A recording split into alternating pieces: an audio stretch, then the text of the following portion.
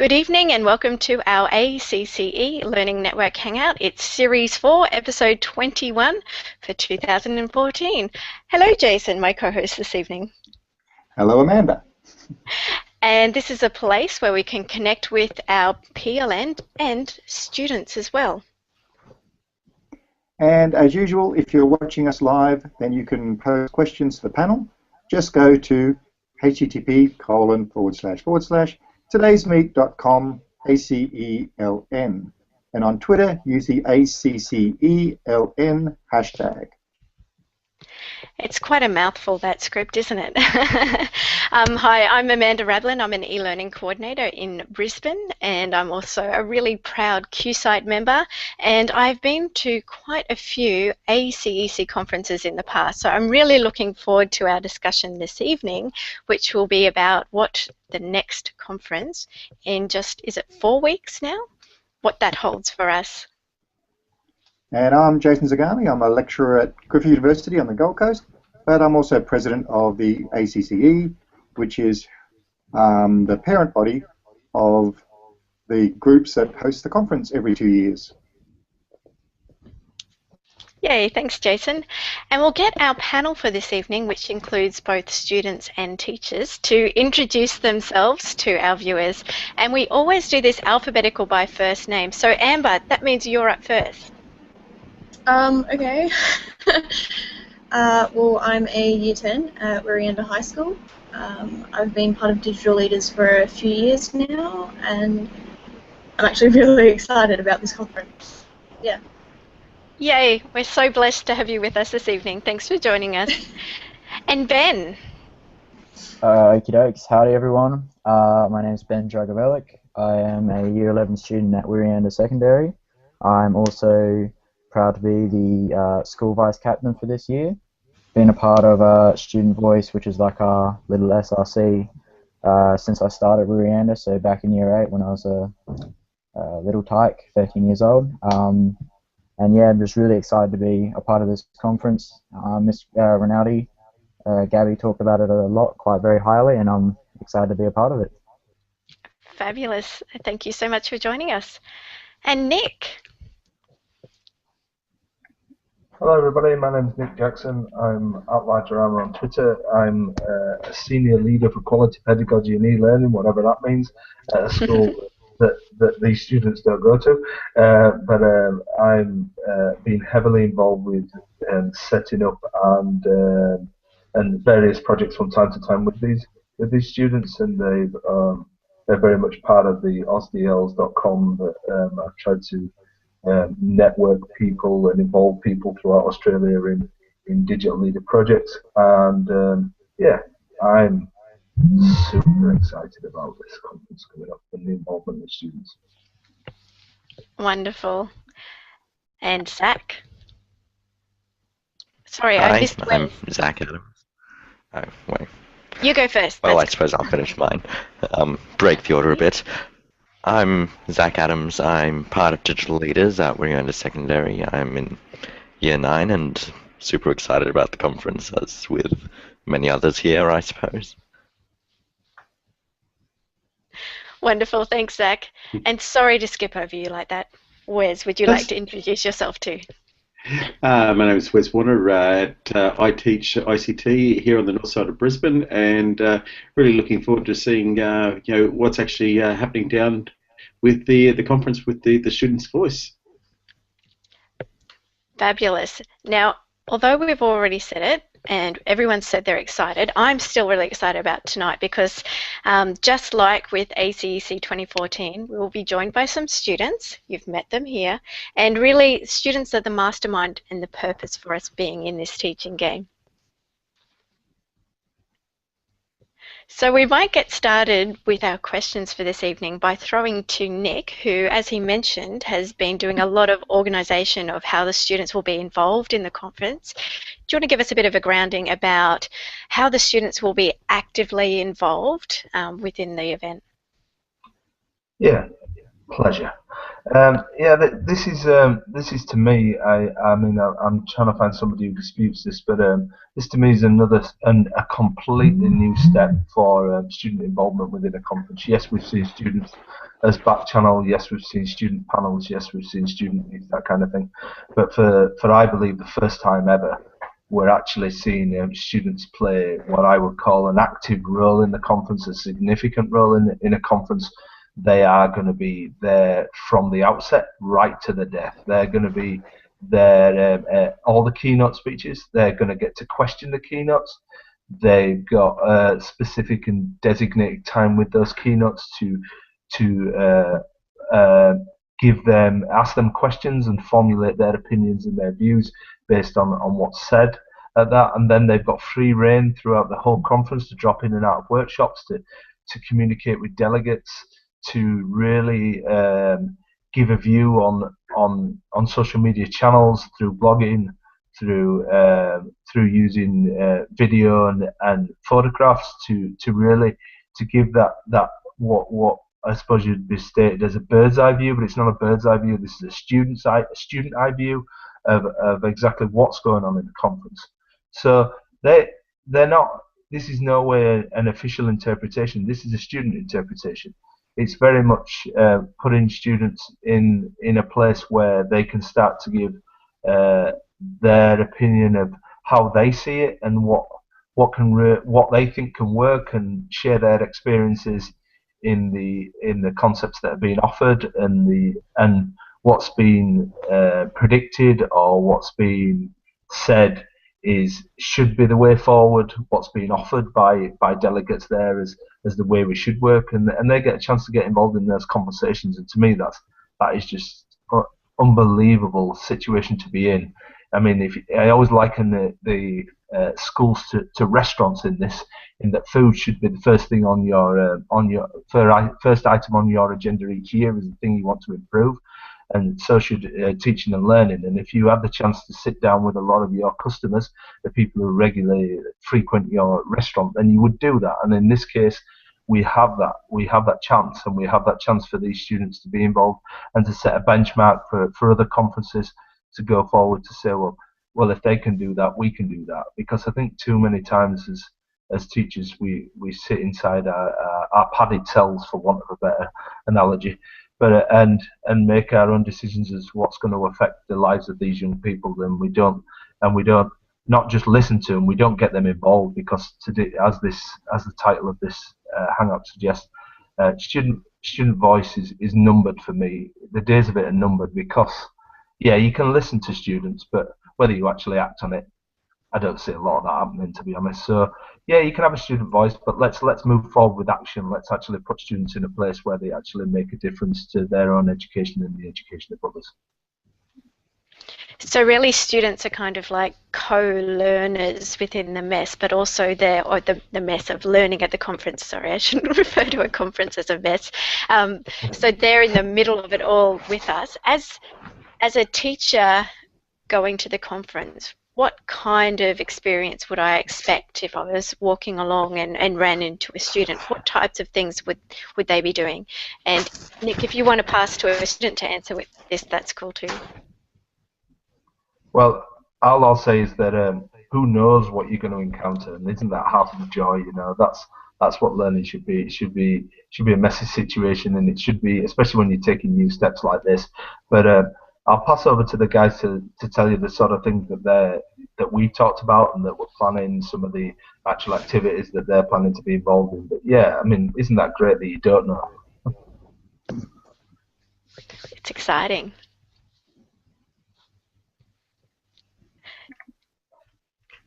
So guys, who wants to go first, sharing how you think the event might work, or what kind of involvement you're hoping to have? I might get started if that's okay with everyone. That's fine. That's cool. Well, I believe that what will happen when you encounter a student maybe at the conference is we're going to be there helping. I know primarily the digital leaders are going to be helping with the way the day runs, so helping with getting everyone set up with the Twitter handle throughout the day, because I know that I've heard that generally through ACEC conferences, they normally have a Twitter feed going throughout the day, and just that some of the students available will be wearing t-shirts, asking about the student opinion, and just so helping people set up with that Twitter feed going throughout the day. So there's a tech support kind of component. Yeah, exactly. A technical help sort of thing that goes on throughout the day. We're also going to be just sort of floating around the place, jumping in on the workshops throughout the day, learning some stuff, giving our opinions. If we sit in on a workshop and someone says, this is how learning should be in regards to technology, and I think, maybe that's not how I think it should be, then I'll be there to stand up and say, hey, this is not what I think it should be, and then maybe a question them and say, maybe this would work, or how would that work, or that sort of thing. So definitely we're a part of there to give our opinion to these speakers and these presenters there. So adding some thought-provoking little tidbits for teachers as well to give them that different kind of perspective. Yeah, exactly. And what if we were if it's morning tea and we're all mingling around the cupcake stand? I hope there's cupcakes. Just an idea. Me too. What kind of things would you do if you saw a teacher there just pondering by themselves? I would definitely walk up and say, what are you thinking about? Is there something I can help you with? Are you thinking about, do you need a student's perspective on what you're talking about? What are you thinking about? If you're thinking about something to do with education, do you really need a student's opinion? Because that's really just my role there, is to give a student opinion and, give them information. Cool. All right. And Amber, what are your thoughts on how this might work at the conference? As a new experience, there's a lot in my mind that's still left to the unknown, a lot that I'm still questioning about. But as soon as Nick and Miss Rinaldi brought it up, I was just in my head going, all right, I need my video camera, I need my devices, I need a recorder, and all this sort of stuff. Just out of pure excitement almost. And as Ben said, there's going to be a student perspective there, and that's what we're there for, to give a student perspective and have a say on our learning. So you're bringing a big swag of devices and recording implements and all kinds of things. What are you planning to do with that? Are you going to be creating things? Are you going to be tweeting or posting? Definitely a big part of it will be documenting. So, we'll keep reading, blogging. Reading, blogging. We're going to be putting a lot of stuff on the blog. The blog Nick mentioned before, the Aussie DLs, I think it was.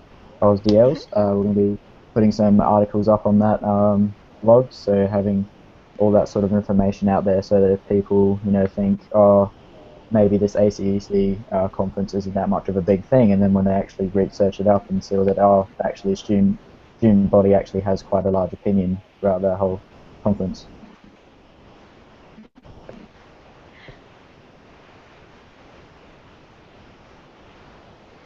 Fabulous. And I hear you guys have got like a special pass with all of the keynotes even before groups of teachers do. Are there any of the keynotes that you're really looking forward to meeting? I'm definitely looking forward to meeting Alex Kouros. I know that he's coming, and I know I believe his brother, George Kouros, is a very fantastic educator, and he was presented at Wirianda, I believe, a couple of times, and he just is a very inspiring person to me, and I just would like to see the other side of George, to be like in that sort of sense, see the other side, see how Alex sort of runs his life and how he thinks and has his opinions, so that sort of thing. So I'm definitely very excited to meet Alex.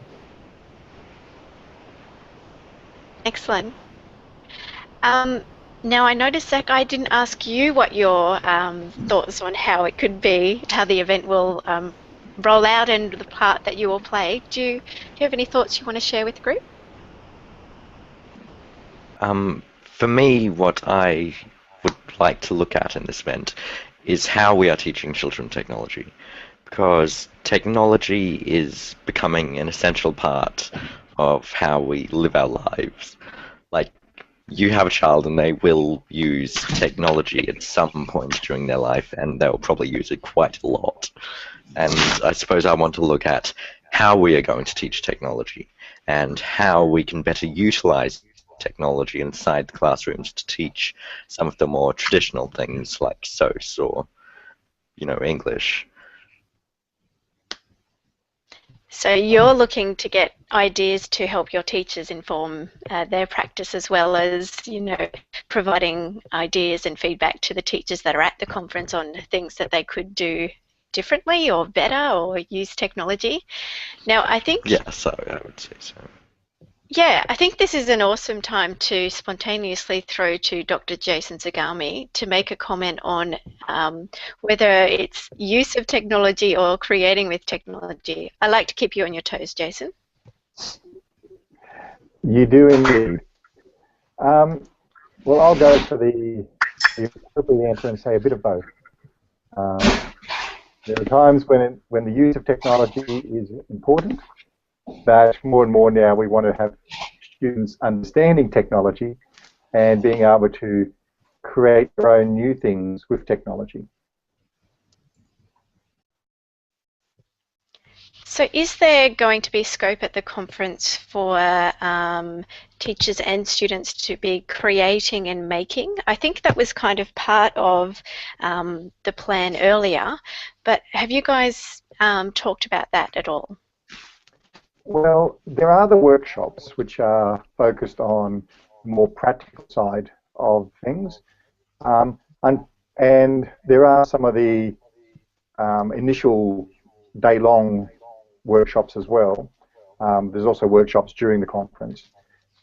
But unfortunately, by the very nature of making things, often you don't have time to really get into things in great detail in the short period of time of a conference.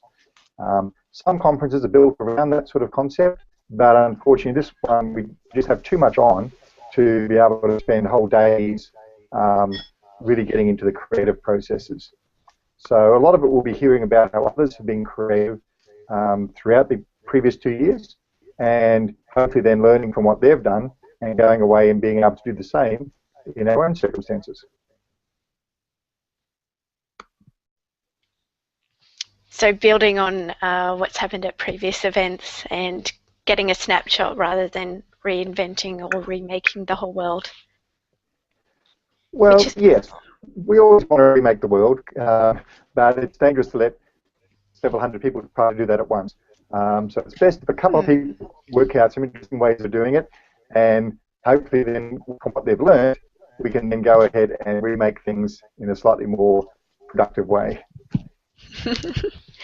Now I want to welcome Roland to our hangout for this evening.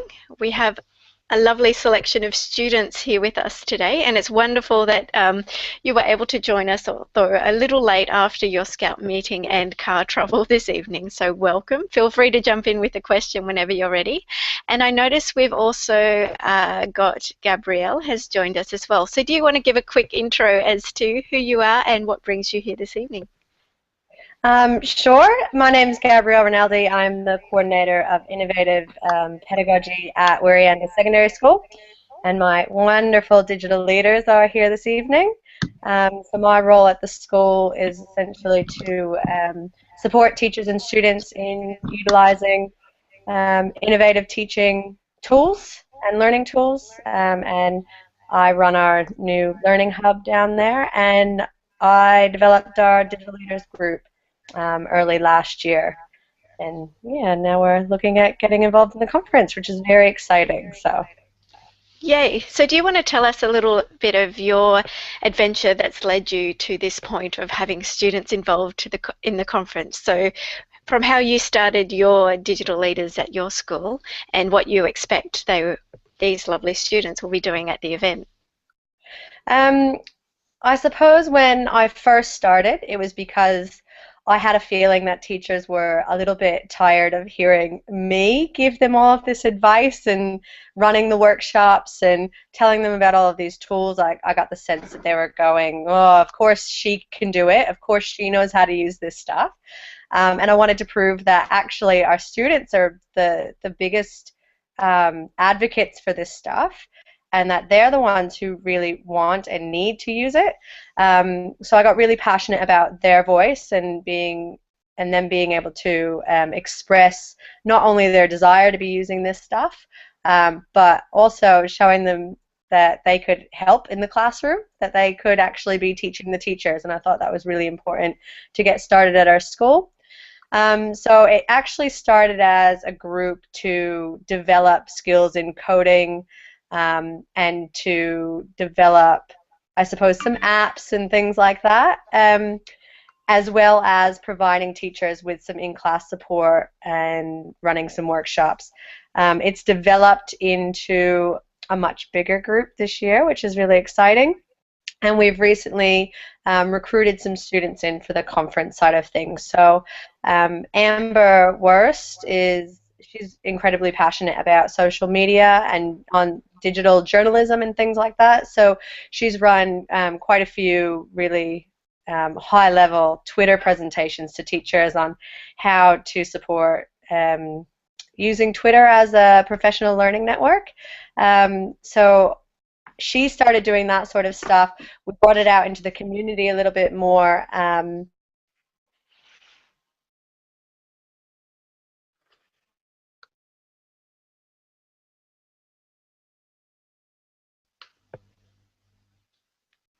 I think we might have Oh lost her no, there.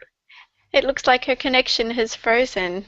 It sounds like the perfect time to throw to Amber for a little bit more information about these awesome Twitter workshops and social media support you've been providing for teachers. So how did that start? How did you get involved, and how did the teachers respond to that? Well, actually, start of high school, I was absolutely terrified of public speaking. Seriously, anyone mentioned public speaking to me, and I ran in the other direction. And it wasn't until Miss Rinaldi actually said to me, can you present at this night? And at that time, we were doing the one-to-one iPad program, and she wanted me to actually talk about that and how we're using that, and so that's what kick-started it. And then from there, it turned into doing presentations for teachers. The Twitter workshop has become a specifically well-known one by teachers, I guess you could say. It's also been taken to councils in the southern area, and I think later this month, I'm supposed to be doing it again at Hallett Cove. But it's just, it's explaining to teachers that social media can be used in the classroom in a positive way. It's not all just there to distract kids and stop them from doing their work. It can be used productively, and it's just explaining about ways to get that done. And that's something that I've become very passionate about through Digital Leaders. I think one thing that really pushed that was when George Kouros came and spoke to us, and he was talking about the positive footprints in media. And I think that was one thing that kind of ignited a bit of a spark. So, yeah. Fabulous. And have you found any teachers that have really taken up Twitter and developed their learning network because of the inspiration you've provided? My home group teacher, almost every second morning, she's calling me up to her desk to get help with Twitter or something, which I actually found surprising, because she's one of those people that I looked at and thought, I imagine she'd have very strong views against social media and technology and stuff, but that absolutely blew my mind when I first walked into class, and she's just like, "Can you come and help me with this?" But there's definitely been a lot of positive outcomes from it. Amber, I'm kind of curious. Did it feel right? I mean, did you feel comfortable working this way in the classroom? What do you mean by this way exactly? Like presenting to teachers, or? Yeah, because that's quite a change, isn't it, to how you perhaps have been used to working with teachers. Did it feel right? I've throughout the time that I've been at Warianda, I've got to know a lot of my teachers and develop quite good relationships with them. And so it honestly, for me, it felt more comfortable standing in front of a bunch of teachers and talking to them than standing in front of my peers half the time.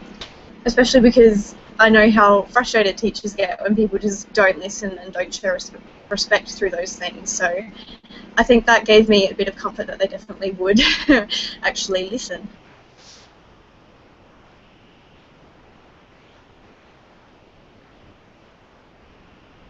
I'd like to ask a question, if I can, to Gabrielle. And the question was, how the involvement of students has been different from traditional PD or similar?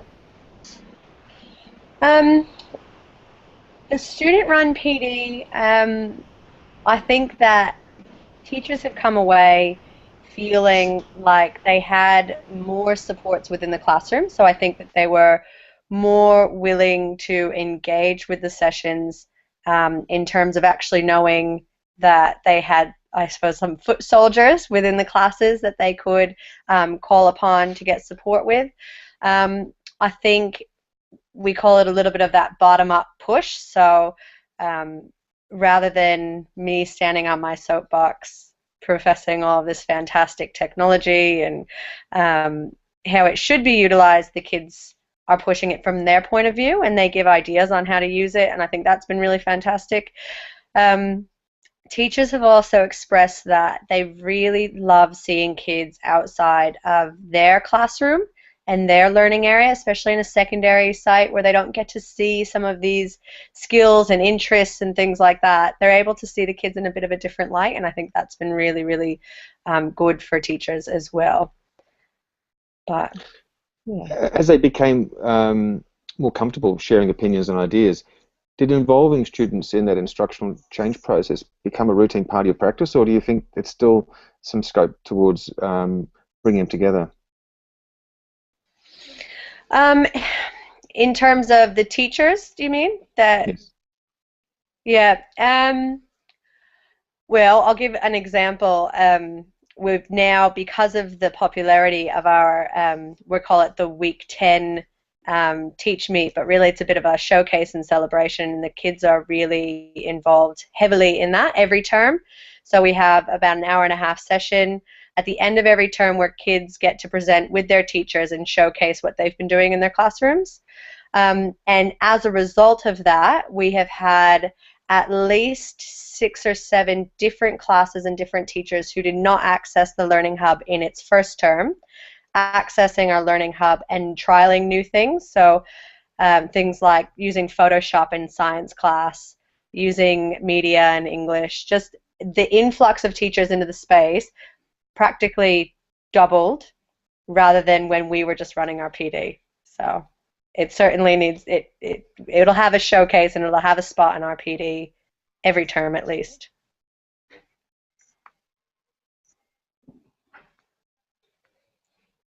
Amanda.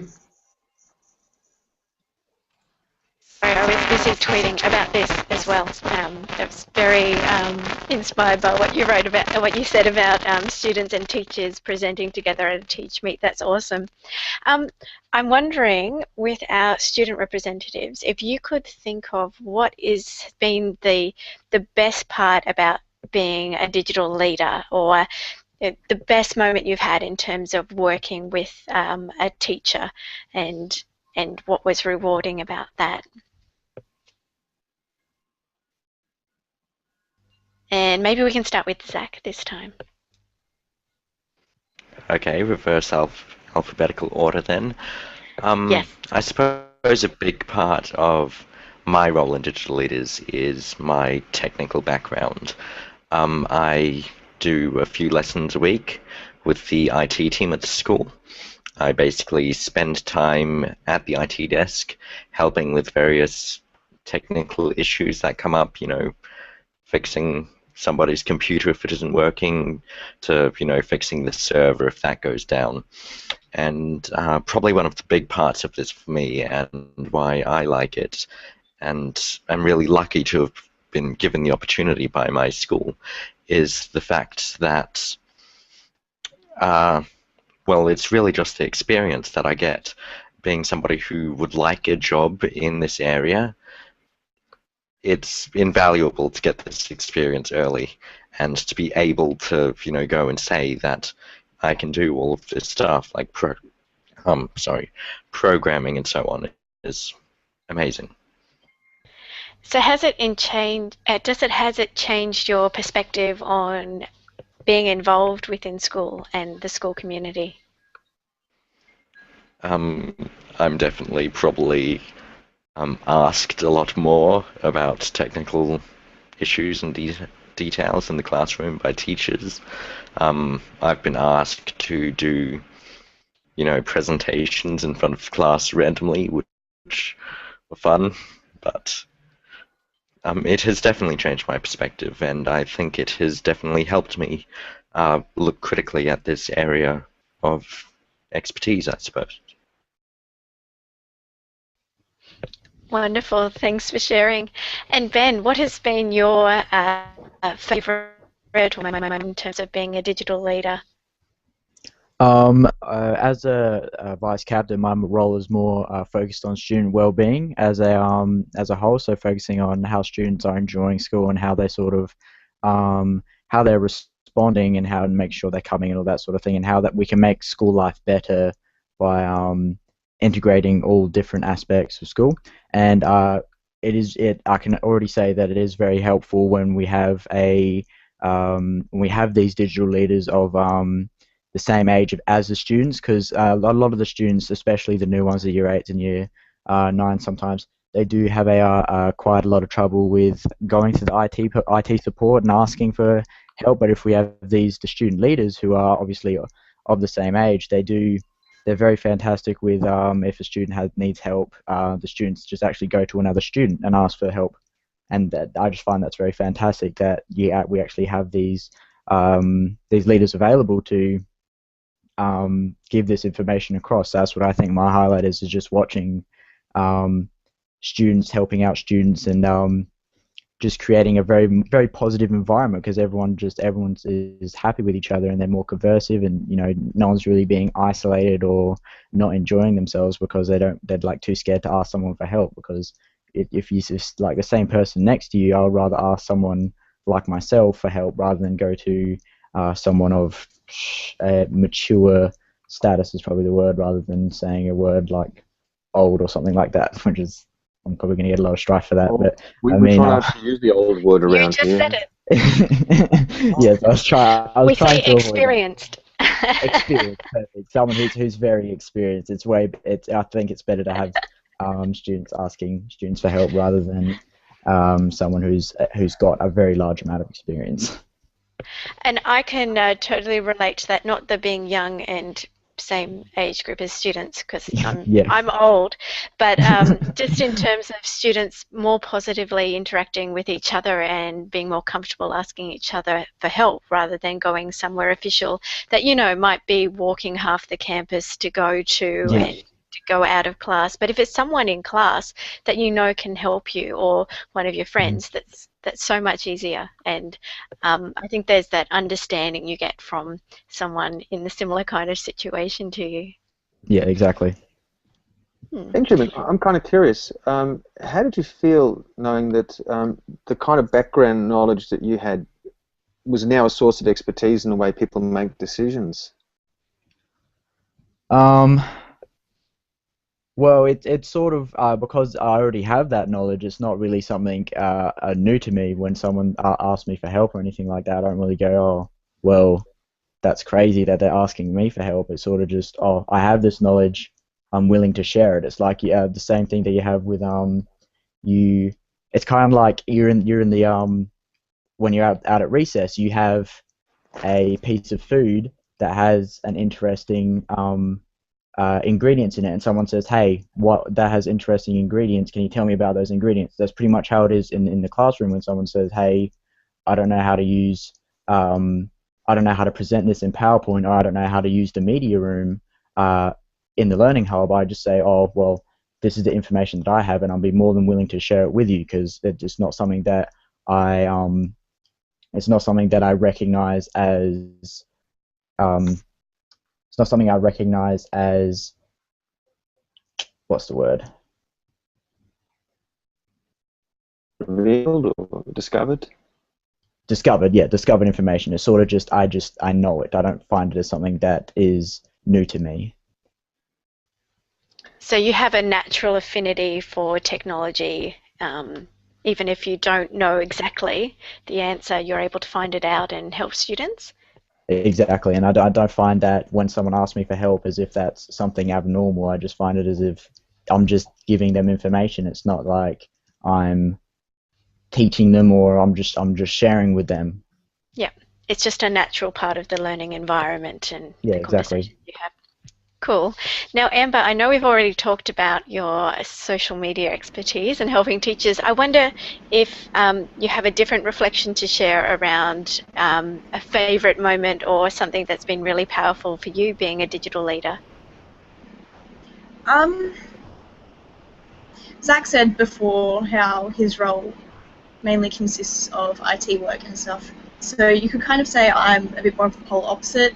Generally, when the computers start playing up and stuff, I'll go to Zach and say, "What's it doing? Help me." My role is more teaching and leading and the online journalism.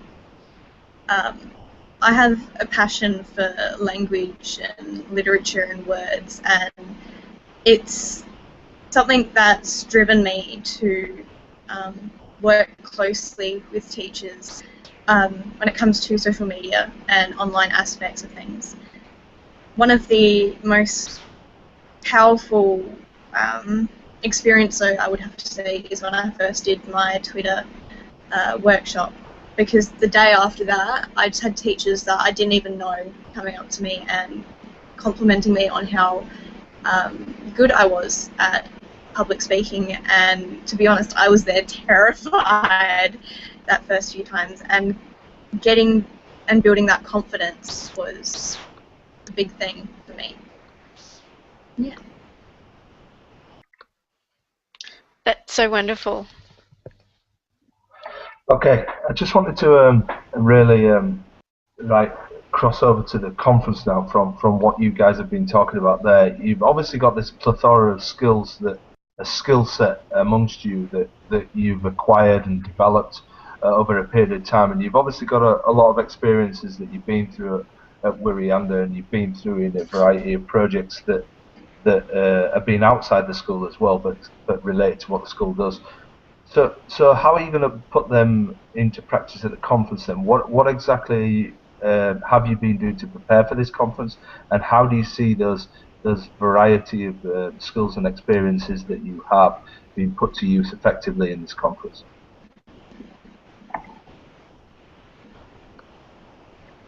You can start, Zach. You look like the person who's ready to go.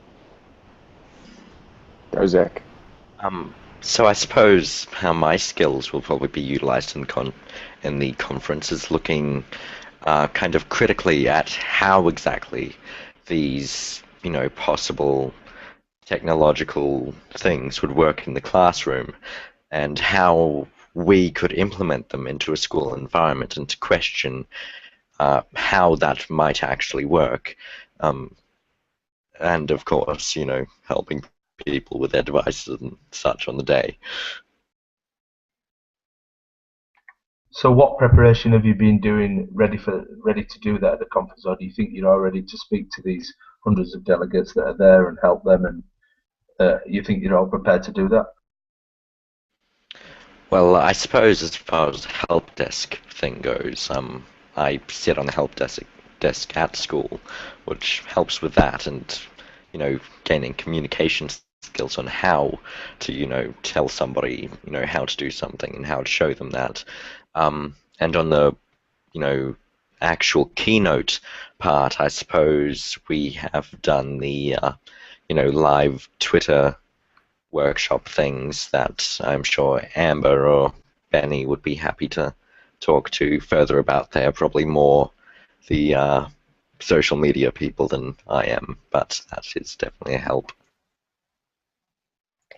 Zach, you've also done the Google Drive workshops, which have really supported teachers as well. So there's potential there for that sort of stuff too. Don't sell yourself short. Yeah, and what have you done social media-wise then? Amber, do you want to talk about what you've done social media-wise? Sure, I can jump in here.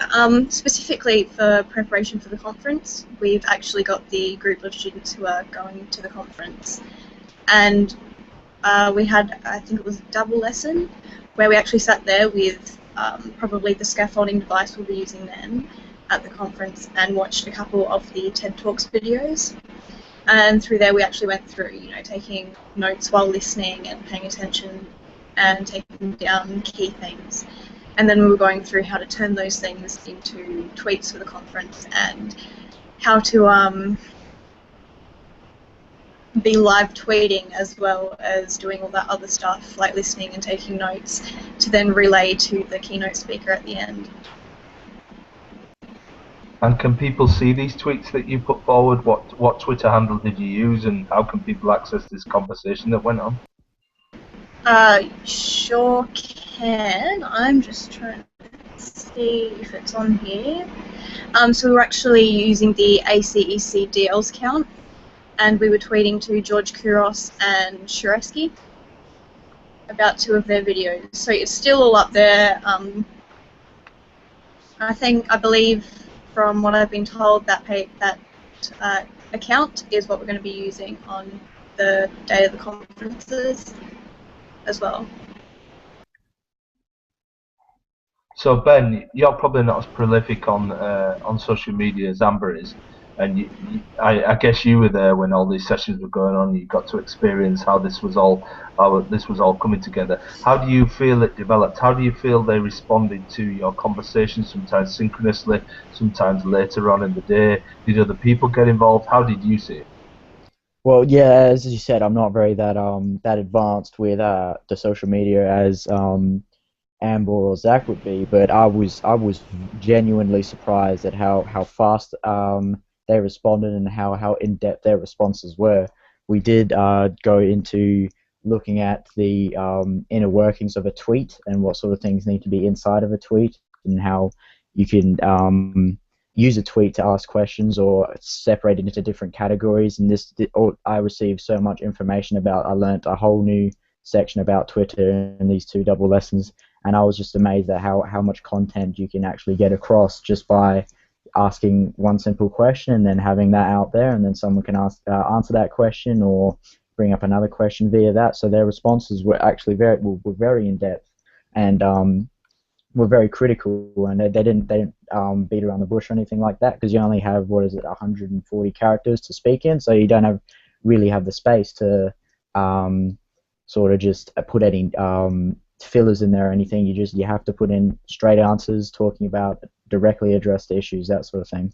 So it was great to see how in depth and how critical and how useful this sort of technology is to just answer simple, everyday, maybe even some advanced learning educational questions.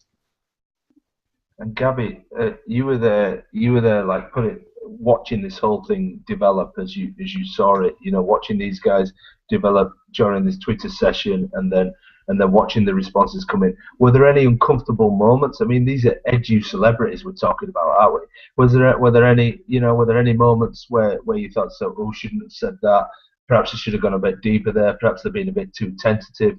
Was there any moments of discomfort?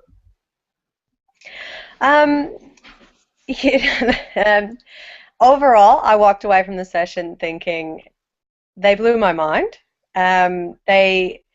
Their thoughtfulness and their tact was just, it blew my mind. It blew me away.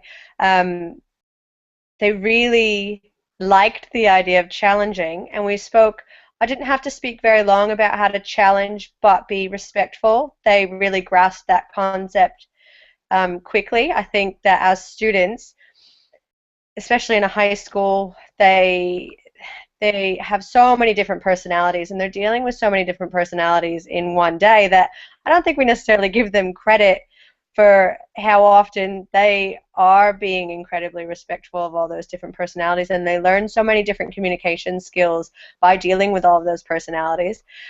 We had probably one situation where a student actually said it out loud first, and the comment was a little bit harsh. And I thought, but that gave us a really great opportunity to talk about how do we actually word that in a more respectful way. And it turned out to be a great tweet by the end of it. There were a few kids who sat there for a long time looking a little bit stunned. But that was just a small group of them. They had never been on Twitter before. It was a whole new language, like Ben said. He learned so much about how to communicate in those 140 characters and to utilize all of those different symbols and whatnot. But overall, the questions were thoughtful. They worded them in a really respectful way. The things that they didn't agree with, they were able to manipulate that into a question and allow those speakers to respond. So overall, I'd have to say that the oh dear moment led to really fantastic outcomes. So awesome. I have a question for Jason, actually.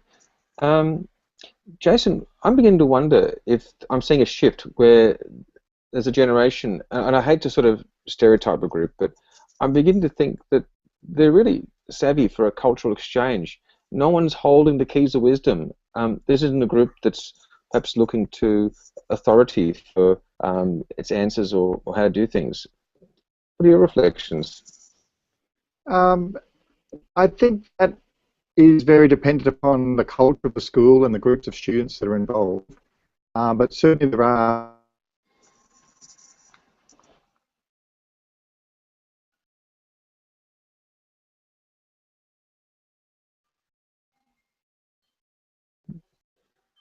He's leaving us guessing, I think, Amanda. being involved in such conversations where in the past students might not have had an opportunity to actually speak to adults in an authoritative way. Most students now in online forums and online tools have some interactions with adults at an equal level. So I think in that aspect things are becoming much easier for students. Because it is challenging to some teachers when a student questions your work. I know one of my students made the comment that we should become an Apple developer. Technician said no. He came back and he had some web links. He had a list of other schools that were doing it and some contacts and said, if you're busy, I can send it off to the other technicians and the principal to consider. It was all done very diplomatically, but it's a very different power shift than perhaps how I guess schools traditionally might work. And, Nick, I can see you smiling. It does need careful management, doesn't it, with working with people? Yeah, it certainly doesn't. And you know, I was with these guys up at Wirianda last week, and it all came down to one thing. And Gabby's already talked about it. It really is about communication. Is all of this. I remember Chris Betcher pulling me up on the idea on this whole notion of calling them digital leaders because it's bugger all to do with digital leadership. But if somebody can come up with a better name, I said it then, I'll say it again. If somebody can come up with a better name, then I'll have it, because there really isn't a better name, you know. So it is about digital, it is about leadership, but they're only components of it. It really is about communication and ways to communicate both online and face-to-face with adults, not with adults, with peers, with wider school community, with parental involvement. It's all of those things. But what we're beginning to see, I think, is affecting that change that many commentators have been trying to see within schools with constructivism and with the level playing field of teacher students. And this is an active role. It's not a voice. Voice is a completely different thing. And I wish people would get over this idea of student voice. That's what we need. No, we don't need that. We need students actively involved in their own education and the education of the school. And this is a huge playing field where we're actually seeing it happen. And then if people can only take that and think, you know what, I can do that on a micro level within my primary school, within my secondary school, then when we start to see it, not strange national curriculums just imposed upon us. We start to see a national curriculum where students have had an active role in that as well, and we start to see school designs, and we start to see councils that actually go forward and make policy decisions. But yeah, you are going to have to coach young people through into when to make the right call at the right time, and I think that's what Gavi's done an amazing job here to do that. It doesn't always work like that. It's not always as easy as that. I've been through that many times. But that's where the teacher starts to play a different role. They start to play more of that coaching role to guide students through the minefield of communication and what's appropriate and what's not. So that's what I'm seeing here, and it's just, these guys are just an amazing collection of digital leaders, and amazingly inclusive, and they're just shining lights, and we have to piggyback on that, because it can happen in every single school. These students exist in every single school. I honestly believe that. Amber, I wonder if you had a reflection you want to share on, that difference between student voice and what you can achieve. So it's one thing to give students a voice, but it's a completely different level to actually give them the drive and the ability to follow through with that. A voice is nothing if it's not heard, but giving students the drive to actually say to someone, listen to me, listen to what I have to say, it's a different thing altogether to actually be able to push through something and get results. A voice can shout out help as many times as it wants, but without it being recognised, it's just a voice. I think maybe that a voice, when you're talking about a voice as in that, I think voice is more of a, Nick mentioned that, we don't exactly need a voice, we need more action. I just think that voice is more, giving the students a voice is the first step to giving them the action and giving them that drive, like Amber was talking about. So not only do we just say, okay, we need students to act, we actually need to give them that voice, so that we need to hear their opinions, and then from that say, your opinions matter, and then because we're students, we're not exactly equipped with that drive and that direction, even though that we have all this information in our brains, this opinion, we don't have that push start to just get us into that drive and into that action, which Nick was talking about, how important it is, having that student action. It is really hard to get students from that point of student voice to student action. It is hard to do that, and I believe that Amber and Nick are both right in the fact that we do need student action, and it is hard to get that drive from students.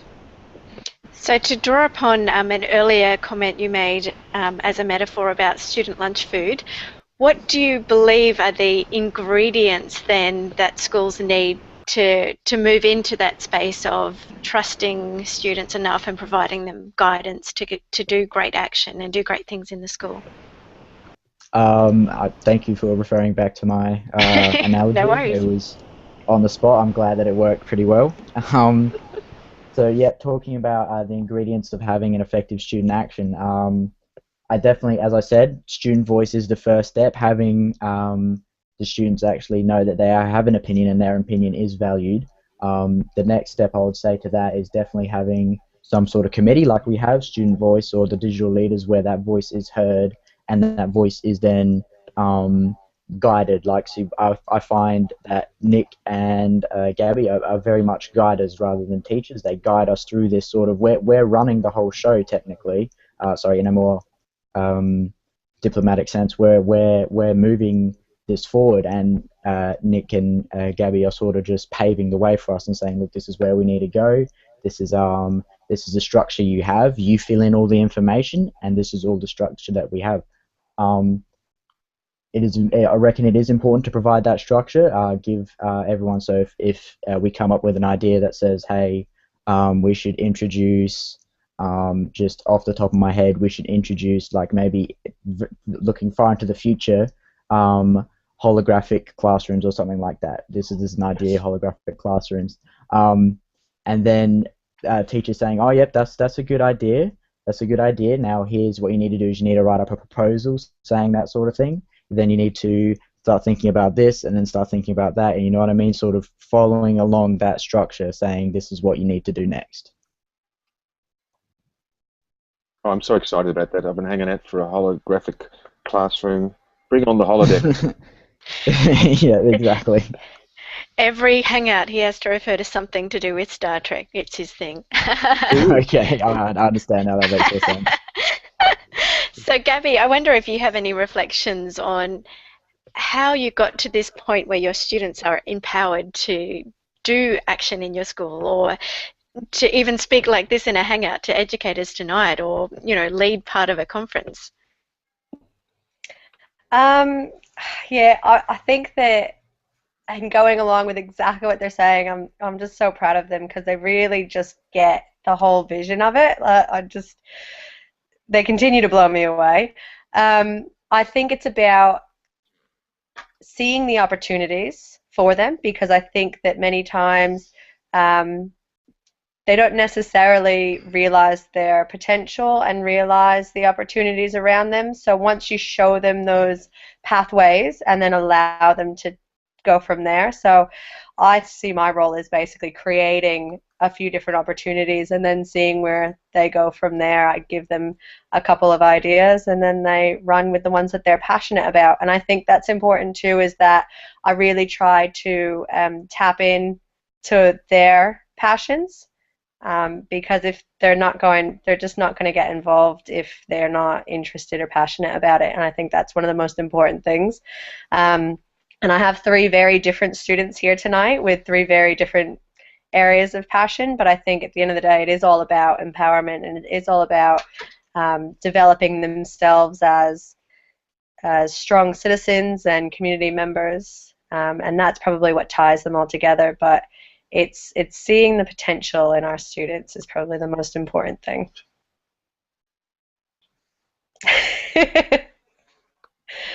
I wonder if it'd be a good time to do a bit of a wrap if we can. Just noticing the time tonight.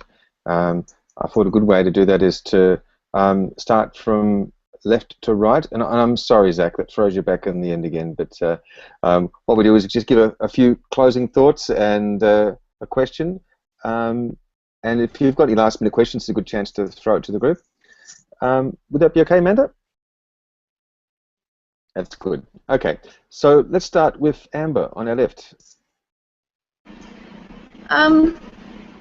Just going off of what Benny and Miss Rinaldi were saying again, with teachers more guiding students now.